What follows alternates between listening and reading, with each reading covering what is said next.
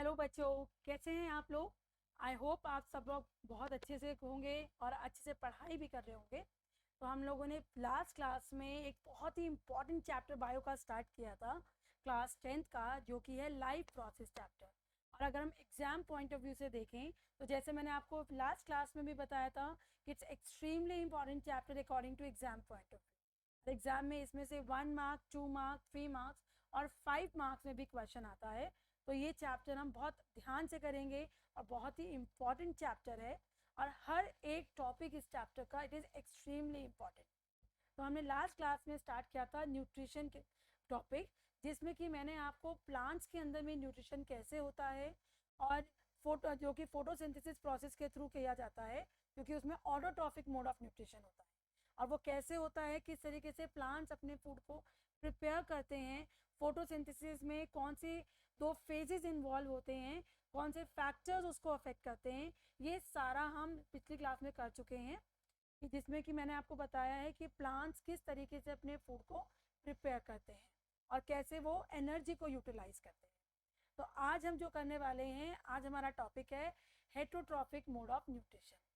तो जैसे कि मैंने आपको बताया था, दो टाइप के न्यूट्रिशन होते हैं, ऑटोट्रॉफिक और हेटरोट्रॉफिक मोड ऑफ न्यूट्रिशन। अगर हम हेटरोट्रॉफिक की बात करते हैं तो ये वो न्यूट्रिशन है जिसमें organisms can not prepare their food. तो यानी कि अपना फूड ये खुद प्रिपेयर नहीं करते हैं, they depend on others for their food. जैसे कि ऑटोट्रॉफिक में तो था कि they prepare their food by the process of photosynthesis, क्योंकि उनके अंदर में क्लोरोफिल पिगमेंट प्रेजेंट था, जिसकी हेल्प से प्लांट्स ने अपना फूड प्रिपेयर कर लिया। लेकिन हेटरोट्रॉफिक में ऐसा कुछ नहीं होता है। इसके अंदर में animals depends on other, and generally animals and human beings they come under this category of heterotrophic mode of nutrition. तो इसमें जो ऑर्गेनिजम्स आते हैं, they depend on other animals और on plants for their food. और ये भी different types के होते हैं, जैसे कि saprophytic, holozoic and parasitic mode of nutrition. तो अगर हम पहला सेप्रोफिटिक न्यूट्रिशन की बात करें, तो सेप्रोफिटिक मोड ऑफ न्यूट्रिशन वो न्यूट्रिशन है जिसमें कि organisms they take their food from the other dead and decay matter. यानी कि वो डेड और डिके मैटर से अपने फूड को लेते हैं, जिसमें कि मशरूम आते हैं, ब्रेड मोल्ड्स आते हैं। ब्रेड मोल्ड्स के अंदर में जो फंजाई प्रेजेंट होता है, यीस्ट। तो ये सब एग्जाम्पल्स हैं, they take their food from the dead and decay matter.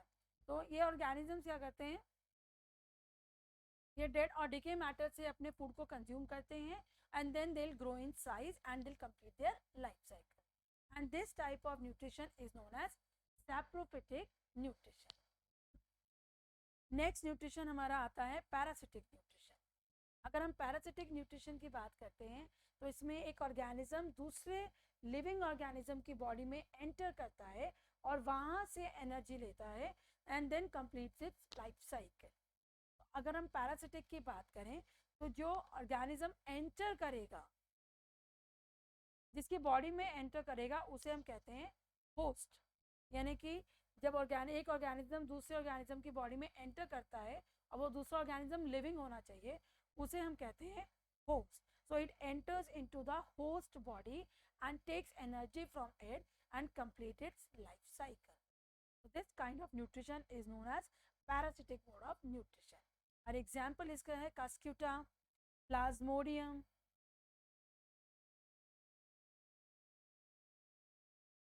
Plasmodium, and round worms. तो ये इसके एग्जाम्पल हैं,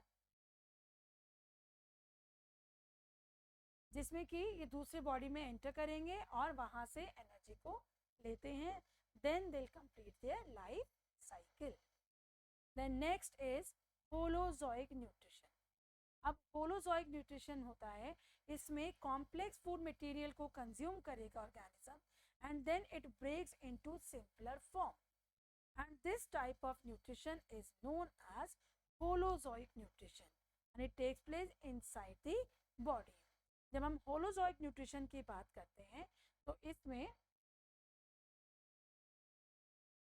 कुछ स्टेप्स होते हैं, अब वो क्या हैं, ingestion, then digestion, then absorption, assimilation,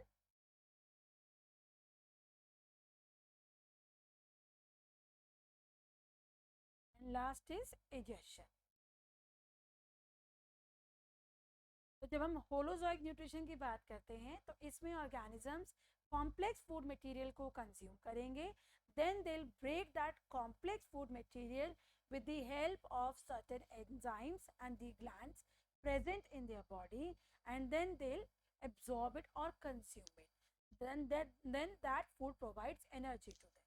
तो होलोजोइक न्यूट्रिशन में ये स्टेप्स आते हैं: ingestion, digestion, absorption, assimilation and egestion.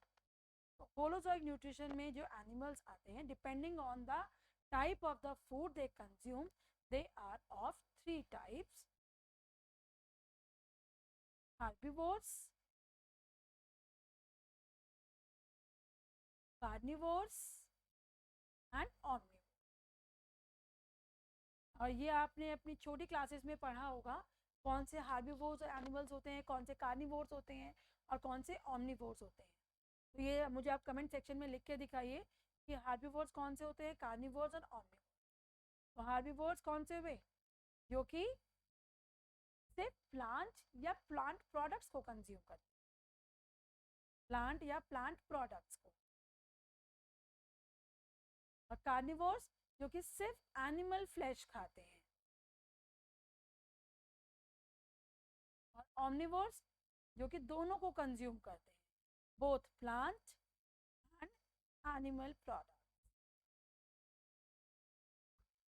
तो depend upon the type of the food they are taking, they are of 3 types: herbivores, carnivores and omnivores. तो ये तो हमारा हुआ different type of heterotrophic mode of nutrition. अगर हम differentiate करें autotrophic mode of nutrition और हेट्रोट्रॉफिक मोड ऑफ न्यूट्रिशन को, तो क्या क्या पॉइंट्स ऑफ डिफरेंसेस हमारे आ सकते हैं? चलिए वो डिस्कस कर लेते हैं पहले हम. अगर हम ऑटोट्रॉफिक और हेट्रोट्रॉफिक को डिफ्रेंशिएट करें, जो कि कई बार 2 मार्क्स का क्वेश्चन आ जाता है, ऑटोट्रॉफिक मोड ऑफ न्यूट्रिशन और heterotrophic mode of nutrition.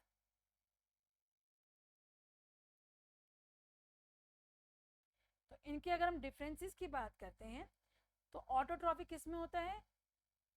Green plants में होता है. और हेट्रोट्रॉफिक कहाँ होगा? जहाँ पे क्लोरोफिल प्रेजेंट नहीं होता है. ओके, देन यहाँ पे organisms they prepare their food, prepare their own food. यहाँ पे organisms depend on others for their food, for their food. तो ये हमारा सेकेंड पॉइंट ऑफ डिफरेंस हुआ. Third point of difference, autotrophic के लिए जब हमने किया था, हमने पढ़ा था फोटोसिंथेसिस होता है. तो यानी कि chlorophyll and sunlight are important. और यहाँ पे ऐसा कुछ नहीं है, chlorophyll and sunlight are not required. Chlorophyll and sunlight are not required. और यहाँ पे digestion of food does not takes place. Digestion नहीं होता है, नो डाइजेशन. और यहाँ पे डाइजेशन होता है फूड का, सिंपलर फॉर्म में उसको ब्रेक किया जाता है, फिर कंज्यूम किया जाता है. तो these are the point of difference between autotrophic mode of nutrition and heterotrophic mode of nutrition. So I hope यहाँ तक आपको क्लियर हुआ होगा कि हेट्रोट्रॉफिक और ऑटोट्रॉफिक एक दूसरे से अलग कैसे हैं. अब हम बात करते हैं न्यूट्रिशन इन यूनिसेलुलर ऑर्गेनिजम्स, यानी कि जो सिंपलर ऑर्गेनिजम्स हैं, यूनिसेलुलर हैं, उनमें न्यूट्रिशन कैसे होता है. ऑल्दो उनमें भी न्यूट्रिशन होलोजोइक ही होता है, और एग्जाम्पल इसका है, हम करते हैं एमीबा। ये बहुत ही इंपॉर्टेंट क्वेश्चन है, how nutrition takes place in amoeba. ये जनरली 2 मार्क्स का क्वेश्चन आता है, और इसमें कैसा मोड प्रेजेंट होता है न्यूट्रिशन का, तो it's a holozoic mode of nutrition. तो यानी कि इसमें भी वो सारे स्टेप्स होंगे, इंजेशन, डाइजेशन, इजेशन, एसिमिलेशन और एब्जॉर्प्शन। तो अगर हम बात करें एमीबा की, जैसा कि आपको पता है amoeba it's irregular in shape, उसकी अपनी खुद की कोई शेप नहीं होती है, it does not have its own shape, तो इरेगुलर शेप होती है इसकी। तो जैसे ही इसको फूड पार्टिकल अपने सराउंडिंग्स में दिखाई देता है तो वो तुरंत क्या करने लग जाएगा, क्योंकि ये यूनिसेलुलर है, यानी कि इसके अंदर में सिर्फ एक ही सेल प्रेजेंट होता है। तो अब एमीबा क्या करेगा, जैसे ही इसको अपने आसपास में कोई फूड मटेरियल दिखाई दे जाता है, ये अपनी सेल मेम्ब्रेन को कुछ ऐसे इलोंगेट कर लेता है, जिसे हम बोलते हैं pseudopodia, pseudo, false, podia, feet, यानी कि अपनी मेम्ब्रेन को ये नकली पैरों की तरह बना लेता है, फॉल्स फीट बना लेगा, जिससे कि जो भी फूड मटेरियल इसके आसपास होगा ये उसको एनगल्फ कर लेता है कुछ इस तरीके से। अब आप देखो इसने कैसे इस फूड पार्टिकल को एनगल्फ कर लिया है, और ये फूड पार्टिकल अंदर इसके बॉडी में एंटर कर जाता है। तो this process is known as ingestion. तो जब फूड पार्टिकल को बॉडी के अंदर में लिया जाता है, एंटर किया जाता है, उसे हम बोलते हैं ingestion. Now it goes into the body and here vacuole, food vacuole जिसको कहते हैं, food vacuole is present which has some digestive enzymes. इसके अंदर में कुछ एंजाइम्स प्रेजेंट होते हैं। तो जैसे ही फूड पार्टिकल बॉडी के अंदर में एंटर करेगा एमीबा में, तो ये फूड वैक्यूल अपने में से एंजाइम्स को रिलीज कर देगा। तो ये डाइजेस्टिव एंजाइम्स इस फूड पार्टिकल को कंज्यूम करना शुरू कर देते हैं, डाइजेस्ट करना शुरू कर देते हैं। It starts breaking it into simpler form. तो जब ये सिंपलर फॉर्म में ब्रेक हो जाएगा, then it is absorption takes place, then the absorption of the food. अब फूड डाइजेस्ट तो हो गया, ब्रेक तो हो गया, अब वो फूड एब्जॉर्ब भी तो होगा पूरी बॉडी में। तो यानी कि ये फूड पार्टिकल्स पूरी बॉडी में चले जाएंगे। अब हमारे पास में जब ये फूड पार्टिकल जब एब्जॉर्ब हो गया है, तो ये पूरी बॉडी में ट्रांसपोर्ट हो जाने को हम क्या कहते हैं, एसिमिलेशन। अब पूरी बॉडी को ट्रांसपोर्ट कर दिया, एब्जॉर्ब हो गया, डाइजेस्ट हो गया, इंजेशन, ये तीनों प्रोसेस होने के बाद में अब वेस्ट मटेरियल रह जाता है इसके अंदर में, यानी कि वेस्ट प्रोडक्ट रह जाएगा। तो ये वेस्ट प्रोडक्ट को कैसे बाहर निकाला जाएगा, थ्रू सेम मेम्ब्रेन। तो ये मेम्ब्रेन यहाँ से बर्स्ट हो जाएगी and then it releases out the waste product from the body, and this process is known as egestion. तो इस तरीके से एमीबा में न्यूट्रिशन होता है। तो when the nutrition takes place in amoeba, it's a holozoic mode of nutrition, और इसके अंदर में ये सारे स्टेप्स होंगे, ingestion, then digestion, absorption, assimilation and then egestion. So this is how nutrition takes place in unicellular organisms. तो यहाँ पे आपने देखा जैसे कि मेम्ब्रेन ही ये सारा काम कर जाती है। तो इसकी मेम्ब्रेन क्योंकि आउटर एनवायरनमेंट में के कांटेक्ट में रहते हैं सेल्स, तो इसीलिए इजीली इसमें ये प्रोसेस पॉसिबल हो जाता है।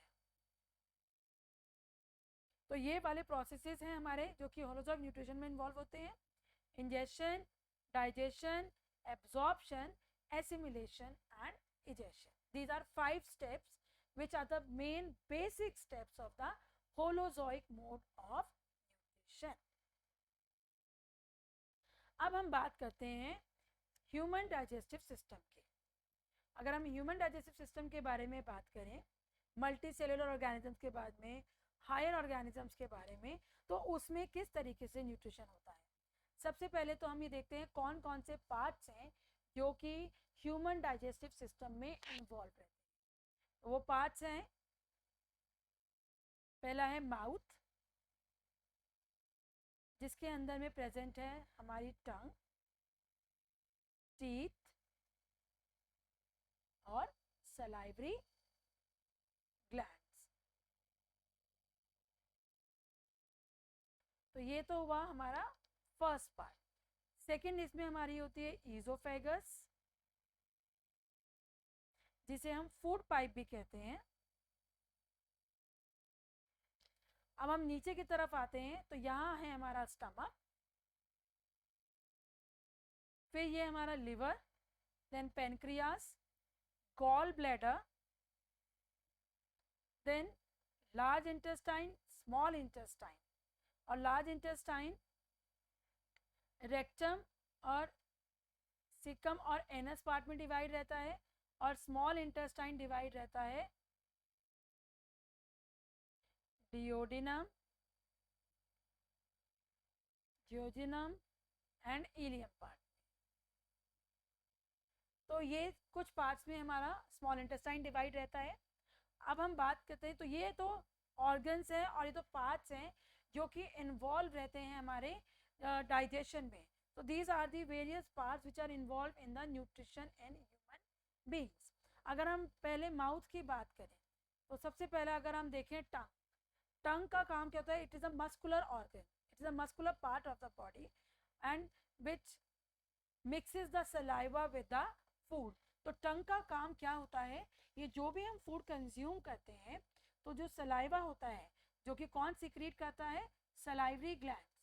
जो सलाइवरी ग्लैंड सलाइवा सिक्रीट करते हैं जो कि फूड को मॉइस्ट करने में हेल्प करता है, तो टंग उस सलाइवा को फूड के साथ में मिक्स कराती है और हमारे ईजोफेगस के अंदर में फूड को पुश कर देती है।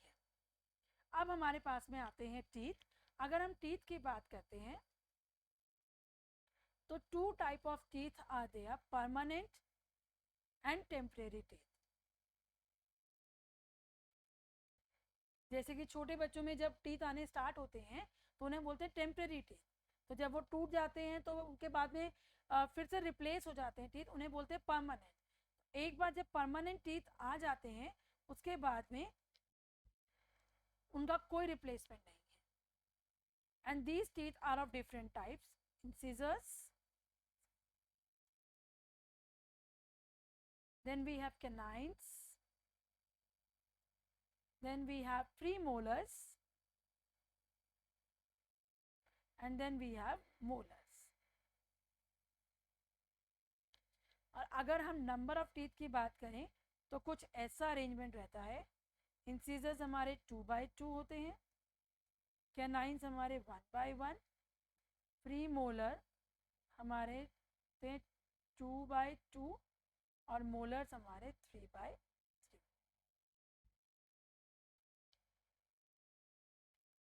तो कुछ ऐसे हमारे ये एक सेट है पूरा।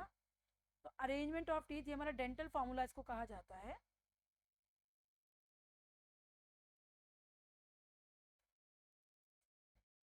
Then there are, this is known as the dental formula. और कुछ इस तरीके का अरेंजमेंट होता है हमारे अपर एंड लोअर जॉ में। अगर हम पहले बात करते हैं इंसिजर्स के, इंसिजर्स हमारे शार्प टीथ होते हैं जिनका काम होता है टू कट द फ्रूट और द वेजिटेबल्स और the food we are eating. It helps to cut the food which we are eating.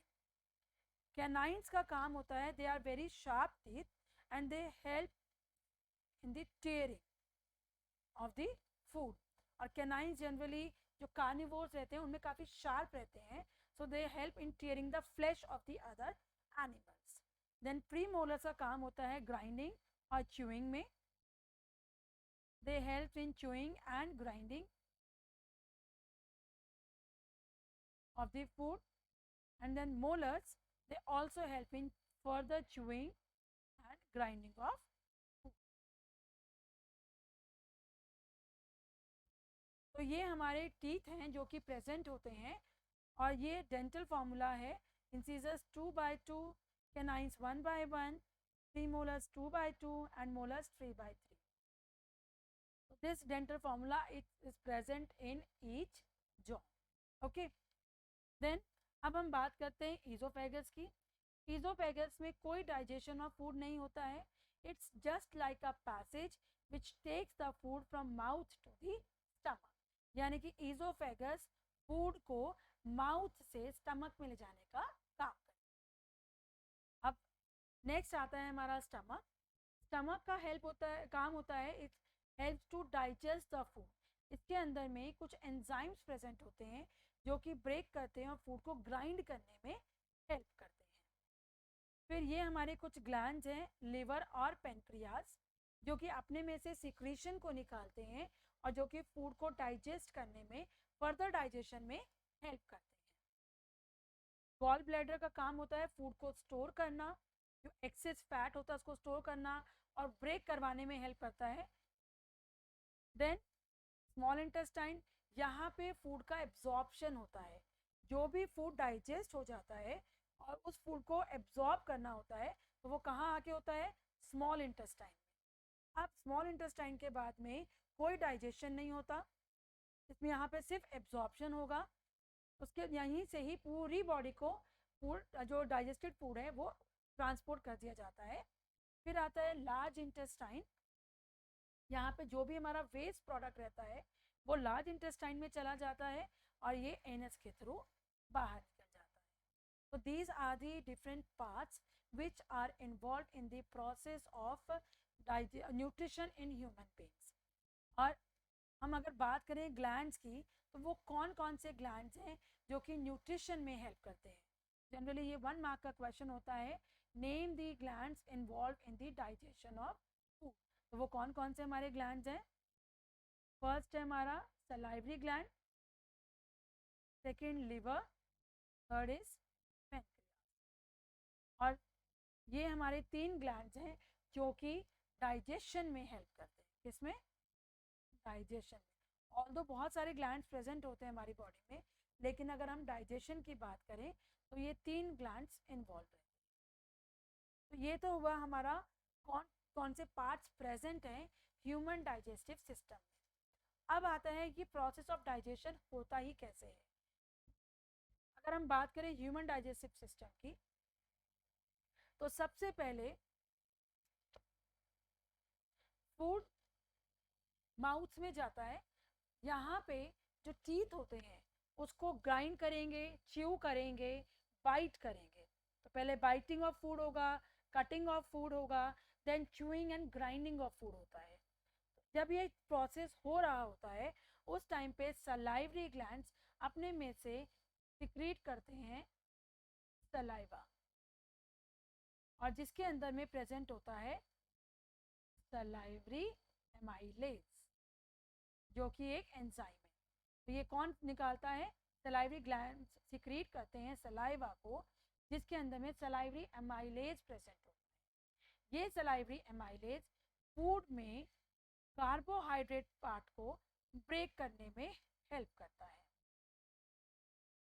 Carbohydrate into maltose and fructose, जो कि कार्बोहाइड्रेट की सिंपलर फॉर्म है। तो यानी कि कार्बोहाइड्रेट का डाइजेशन माउथ में ही स्टार्ट हो जाता है। फिर ये 1 मार्क का क्वेश्चन है, विच न्यूट्रिएंट और डाइजेशन और you can say break down of which nutrient starts in mouth, and this is carbohydrate by the action of salivary amylase, जो कि कौन सिक्रीट कर रहा है, salivary glands. Salivary gland saliva secrete करेगा जिसमें सलाइवरी एमाइलेज प्रेजेंट होता है, इट्स एन एंजाइम। अब ये एंजाइम्स क्या होते हैं, enzymes are the chemicals secreted by the glands and they speed up the reaction. तो ये खुद पार्टिसिपेट तो नहीं करते हैं, लेकिन ये रिएक्शन को तेज कर देते हैं, स्पीड अप कर देते हैं, एक तरह से कैटलिस्ट वाला काम करते हैं। तो कार्बोहाइड्रेट किस में ब्रेक हो जाएगा, माल्टोज एंड फ्रक्टोज में। यहाँ पे जो आपको एपिग्लॉटिस दिखाई दे रहा है, ये फूड पाइप या इजोफेगस जिसको कहते हैं और विंड पाइप, इन दोनों को सेपरेट करता है। तो कई बार आपने देखा होगा जब आप खाना खाते वक्त बोलते हैं, बातें करते हैं, तो आपको सफोकेशन होने लग जाता है या खांसी आ जाती है हमें। तो ये किस वजह से होता है, क्योंकि जो भी हम फूड खा रहे होते हैं तो वो फूड पाइप में एंटर ना करके विंड पाइप में एंटर कर जाता है, और आफ्टर सम टाइम क्या होगा, जब हम प्रेशर लगाते हैं तो फूड दोबारा से फूड पाइप में आ जाता है। तो एपिग्लॉटिस का काम होता है, it's a flap like structure, जो कि हमारे फूड पाइप और विंड पाइप दोनों को सेग्रीगेट करता है, अलग करता है। जब हमने ये फूड खाया, अब ये फूड कहाँ जाएगा, ईजोफेगस के थ्रू, जिसे फूड पाइप भी कहा जाता है। अब यहाँ पे ये काफ़ी फ्लेक्सिबल में होती है फूड पाइप, और क्योंकि इसमें कॉन्ट्रैक्शन और रिलैक्सेशन कंटिन्यूसली होता है, और इस टाइप की मूवमेंट को हम बोलते हैं peristaltic movement. This movement is known as peristaltic movement, जिसमें कि रिदमिक कॉन्ट्रैक्शन और रिलैक्सेशन होता है फूड पाइप का, जो कि फूड को पुश करता है स्टमक तक जाने के लिए। इस फूड पाइप में आप याद रखिएगा, इसमें कोई भी डाइजेशन नहीं होता है, ये सिर्फ एक पैसेज है जो कि फूड को माउथ से स्टमक में लेकर जाएगा। अब इसके बाद में फूड हमारा कहाँ जाएगा, स्टमक के अंदर में। अब स्टमक के अंदर में प्रेजेंट होता है गैस्ट्रिक जूस, गैस्ट्रिक जूस जिसके अंदर में 3 चीजें प्रेजेंट होंगी, जो 3 चीजों से मिलकर बना है HCl, म्यूकस और पेप्सिन एंजाइम। ये एक और एंजाइम है जो कि हमारे स्टमक में प्रेजेंट होता है। तो स्टमक के अंदर में गैस्ट्रिक जूस प्रेजेंट होता है, और इसके अंदर में 3 चीज़ें प्रेजेंट होती हैं, HCl हाइड्रोक्लोरिक एसिड, म्यूकस और पेप्सिन एंजाइम। तो अब इनका क्या फंक्शन होता है, HCl तो एसिड है, तो ये हमारे स्टमक में क्या कर रहा है, HCl का काम होता है, क्योंकि ये जो पेप्सिन एंजाइम है ये ब्रेक करता है जो भी फूड में प्रोटीन्स प्रेजेंट है, जैसे कि आप चपाती खाते हो, दाल खाते हो, पनीर खाते हो, तो उसमें कार्बोहाइड्रेट भी प्रेजेंट है, प्रोटीन भी प्रेजेंट है, फैट भी प्रेजेंट है। तो कार्बोहाइड्रेट का डाइजेशन तो ऑलरेडी माउथ में स्टार्ट हो चुका है, लेकिन फैट और प्रोटीन अभी तक स्टार्ट ही नहीं हुआ है। तो स्टमक में प्रोटीन का डाइजेशन स्टार्ट होता है, और वो किसके कंट्रोल में होता है, पेप्सिन एंजाइम के कंट्रोल में। तो जो प्रोटीन होते हैं वो पेप्टोन्स में, जो कि सिंपलर फॉर्म है प्रोटीन की, इसमें ब्रेक हो जाते हैं bye the action of pepsin enzyme.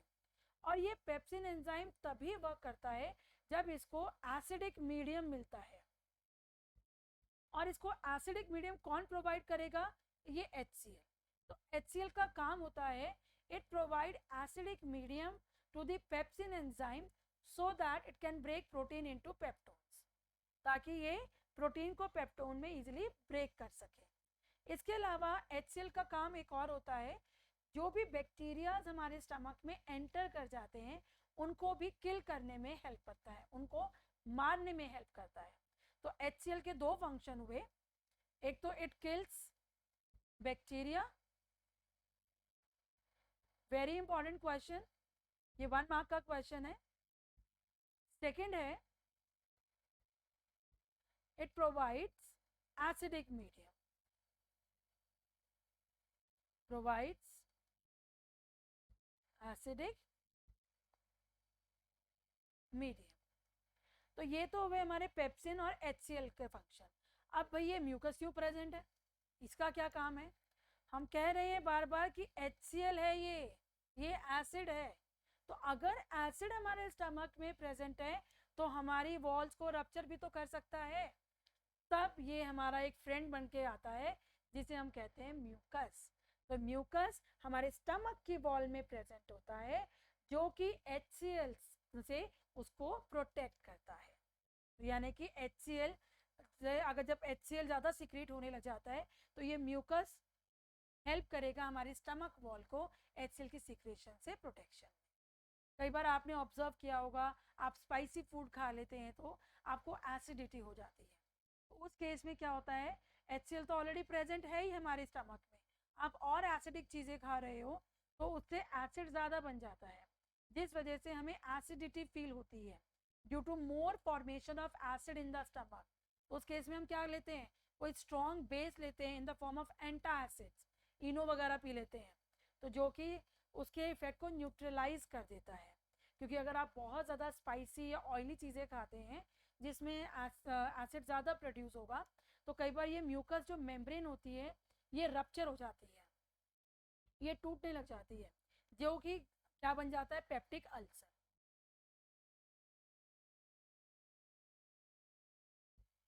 जो कि अल्सर का काम करता है। तो इसीलिए ये तीनों चीज़ें बहुत ही ज़्यादा इंपॉर्टेंट है। तो ये 1 मार्क में क्वेश्चन आता है कि what is the role of HCl in the stomach, और which enzyme is responsible for breaking the proteins into peptones, तो पेप्सिन एंजाइम है। What is the role of mucus, और what are the components present in gastric juice. तो ये किसी भी form में आपसे क्वेश्चन एग्जाम में पूछे जा सकते हैं 1 मार्क या 2 मार्क में। अब फूड हमारा पास हो जाएगा कहाँ पे, स्मॉल इंटेस्टाइन में, जो कि यहाँ पर है first part of small intestine is duodenum. लेकिन जब फूड हमारा डिओडिनम में जाता है तो अभी हमारा कार्बोहाइड्रेट का डाइजेशन स्टार्ट हो गया, प्रोटीन्स का हो गया है, बट फैट तो अभी भी बचा हुआ है। तो इसीलिए कहा जाता है कि फैट कम खाया करो, क्योंकि जो फैटी चीज़ें हम लोग कंज्यूम करते हैं, खाते हैं, उसको बहुत टाइम लगता है डाइजेस्ट होने में। तो एटलीस्ट 3-4 आवर्स तक फैट हमारे स्टमक में ही पड़ा रहता है, तो उसको डाइजेस्ट होने में बहुत टाइम लगता है। That's why it is advisable that eat less fatty food. क्योंकि देखो कार्बोहाइड्रेट कितनी जल्दी डाइजेस्ट होना स्टार्ट हो गया, क्योंकि तो इंस्टेंट सोर्स ऑफ एनर्जी कहा जाता है। प्रोटीन्स का स्टमक में स्टार्ट हो गया है और फैट तो अभी तक स्टार्ट ही नहीं हुआ। तो फैट का जो डाइजेशन स्टार्ट होता है वो कहाँ होता है, डिओडिनम में जाके। अब ये तो दो ग्लैंड्स हैं, लिवर और पेनक्रियाज। लिवर का काम क्या होता है, इट सिक्रीट्स बाइल जूस। अब ये बाइल जूस क्या चीज़ है, बाइल जूस के अंदर में एंजाइम्स प्रेजेंट होते हैं जो कि क्या काम करते हैं, फैट को ब्रेक करने में। It helps to break down of fat into globules. Globules मतलब छोटे छोटे पीसेस में इसको ब्रेक कर देता है, और इस प्रोसेस को हम बोलते हैं इमल्सिफिकेशन, इमल्सिफिकेशन ऑफ फैट। तो बाइल जूस ने क्या किया, फैट को ब्रेक कर दिया स्मॉल पीसेस में, स्मॉल ग्लोब्यूल्स में, और ये किसने सिक्रेट किया, लिवर ने। अब पेनक्रियाज का क्या काम है, कार्बोहाइड्रेट का डाइजेशन यहाँ स्टार्ट तो हो गया था, लेकिन कंप्लीट डाइजेशन तो नहीं हुआ है। तो अब पेनक्रियाज अपने में से क्या निकालेगा, पेनक्रियाटिक जूस। मैं यहाँ लिखती हूँ, पेनक्रियाज निकालेगा पेनक्रियाटिक जूस, जिसके अंदर में प्रेजेंट होता है पेनक्रियाटिक एमाइलेज, पेनक्रियाटिक एमाइलेज। और इसका काम होता है कार्बोहाइड्रेट्स का फर्दर ब्रेक डाउन करना। जो कार्बोहाइड्रेट्स यहाँ रह गए थे, जिनका कंप्लीट डाइजेशन नहीं हुआ था, वो कौन करेगा, ये पेनक्रियाटिक एमाइलेज करता है। ठीक है, तो अब ये हुआ लिवर और पेनक्रियाज का काम। अब फूड चला गया डिओडिनम में, which is the first part of small intestine. अब फर्दर जो फूड है, डाइजेस्टेड फूड, वो हमारा जाएगा इलियम और जियोजिनम पार्ट में। यहाँ पे प्रेजेंट होंगे विलाई। विलाई होते हैं small hair like projections which are present in the small intestine. अब इनका काम होता है, it helps in absorption of food, it increases the surface area for the absorption. ये 1 मार्क का क्वेश्चन है बच्चों कि what is the role of villi in the small intestine, और इसका फंक्शन है it increases surface area for the absorption of food, for the absorption of food, जो कि हमारे स्मॉल इंटेस्टाइन में प्रेजेंट होता है। जो भी हमने फूड खाया उसको ये क्या करेगा, सरफेस एरिया बढ़ा देगा। हेयर लाइक स्ट्रक्चर्स, कुछ ऐसे ऐसे हेयर लाइक स्ट्रक्चर्स प्रेजेंट होते हैं, तो ये इंक्रीज कर देते हैं सरफेस एरिया, ताकि जो भी फूड हमारा डाइजेस्ट हुआ है अब वो एब्जॉर्ब हो जाए एटलीस्ट। तो यहाँ पे जब एब्जॉर्प्शन ऑफ फूड होता है, यानी कि स्मॉल इंटेस्टाइन में कंप्लीट डाइजेशन ऑफ फूड हो जाता है, इसके बाद में फूड डाइजेस्ट नहीं होता। अब यहाँ पे एब्जॉर्ब होने के बाद में इसके आसपास ब्लड कैपिलरीज प्रेजेंट होती हैं, जो कि सब डाइजेस्टेड फूड को ले लेंगी और पूरी बॉडी में ट्रांसपोर्ट कर देती हैं।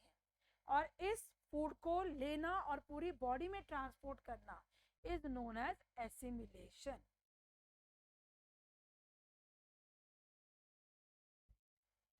और जब फूड स्मॉल इंटेस्टाइन में जाता है तो स्मॉल इंटेस्टाइन में एक जूस प्रेजेंट होता है जिसे हम कहते हैं सक्कस एंटेरिकस। Succus entericus. अब ये सक्कस एंटेरिकस क्या करता है, ये ब्रेक करता है कार्बोहाइड्रेट को ग्लूकोज में जो कि सिंपलर फॉर्म है, प्रोटीन्स को एमिनो एसिड में जो कि उसके सिंपलर फॉर्म है, और फैट्स को फैटी एसिड्स में। तो यहाँ पे कंप्लीट डाइजेशन होता है सक्कस एंटेरिकस के थ्रू, जो कि ये जूस है जो कि कहाँ प्रेजेंट होता है, स्मॉल इंटेस्टाइन। अब हमारा फूड डाइजेस्ट भी हो गया, एब्जॉर्ब भी हो गया, एसिमिलेशन भी हो गया, यानी कि फूड डाइजेस्ट हुआ, एब्जॉर्ब हुआ, पूरी बॉडी में ट्रांसपोर्ट भी हो गया। अब जो वेस्ट प्रोडक्ट रह जाता है उसका क्या होगा, जो वेस्ट प्रोडक्ट रह जाएगा वो लार्ज इंटेस्टाइन में एंटर कर जाएगा स्मॉल इंटेस्टाइन के थ्रू। तो सबसे पहले फूड जो जाएगा स्मॉल इंटेस्टाइन में, ये पार्ट्स होते हैं सीकम और रेक्टम पार्ट। जब ये अनडाइजेस्टेड फूड जो कि अब हमारे लिए यूजफुल नहीं है, जब ये लार्ज इंटेस्टाइन में जाएगा तो यहाँ पे जितना भी उसके अंदर में वाटर या सॉल्ट कुछ प्रेजेंट है तो यहाँ वो एब्जॉर्ब हो जाता है। जितना भी वाटर इसके अंदर में प्रेजेंट होगा लार्ज इंटेस्टाइन में, यहाँ पे उस वाटर को एब्जॉर्ब कर लेगा। अब सिर्फ solid waste is left behind, वो सॉलिड वेस्ट रेक्टम में जाके देन कोलोन के through, and this process is known as digestion. तो कुछ इस तरीके से डाइजेशन होता है ह्यूमन बींग्स के अंदर में। तो ये हमारा कुछ इस तरीके से डाइजेशन होगा, यानी पहला है माउथ, फिर oesophagus, then stomach, small intestine, large intestine, rectum and anus. तो ये फ्लो चार्ट बहुत ही इंपॉर्टेंट है, एग्जाम में अगर क्वेश्चन आए तो आप इस फॉर्म में इसको प्रेजेंट कर सकते हैं and you will get full out of full marks. तो ये हमारा है प्रोसेस ऑफ डाइजेशन, और कई बार सिर्फ उसके पार्ट्स के बारे में पूछा जा सकता है 1 मार्क या 2 मार्क में, और अगर लॉन्ग क्वेश्चंस में आता है तो ये इस तरीके से कंप्लीट क्वेश्चन भी कई बार पूरा का पूरा डाइजेशन आप प्रोसेस आपसे पूछा जा सकता है। तो this is how food digested in human beings. तो आई होप यहाँ तक आपको ये क्लियर हुआ होगा। So this is the process of nutrition in human beings. तो हम नेक्स्ट क्लास में दूसरे सिस्टम्स के बारे में पढ़ेंगे कि फूड अब ये ट्रांसपोर्टेशन सिस्टम कैसे होता है, देन एक्सक्रीशन कैसे होता है। तो वो सारे सिस्टम हम 1 by 1 will study in detail in next class. So till then good bye and take care.